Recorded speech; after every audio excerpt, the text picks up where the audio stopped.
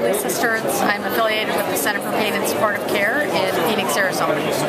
I'm here presenting a poster today on a new FDA-approved fentanyl sprays, trade name substance. The study that we are presenting today is a presentation on the methods of a double-blind, placebo-controlled study looking at the efficacy of from an open label of the substance. The patients were selected from patients with a history of cancer pain and that were opiate tolerant.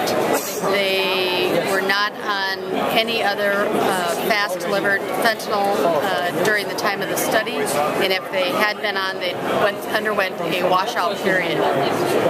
The patients were selected to go onto the drug, and they underwent a titration phase where the patients started out at a varied degree depending on if they had been on previous fentanyl, what their dose was. We converted them either to 100, 200, or 400 micrograms. The remaining of the patients started at 100 micrograms apiece and then titrated up to dose efficacy.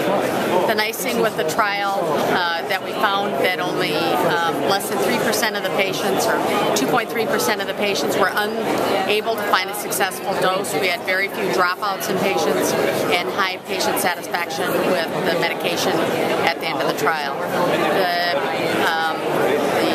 The balance between male and females were fairly balanced, and the patients were a variety of cancers, both reproductive, lung, breast, head and neck cancer, and different skin cancers.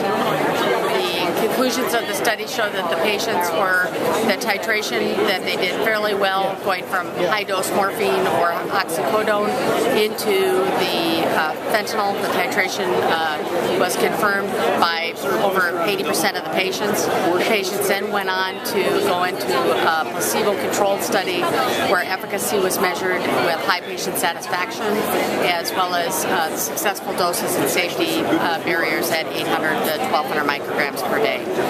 They found that the availability of sublingual fentanyl in our other studies was at 76%, which meant that the patients were able to get the drug, but more importantly that the curve was very rapid onset and very rapid metabolism, so that you could have a patient with incidental pain or pain such as breakthrough pain from having a painful incident such as radiation proctitis with a bowel movement, or colitis with a bowel movement, or say having to have a radiation treatment and get on the table and off the table.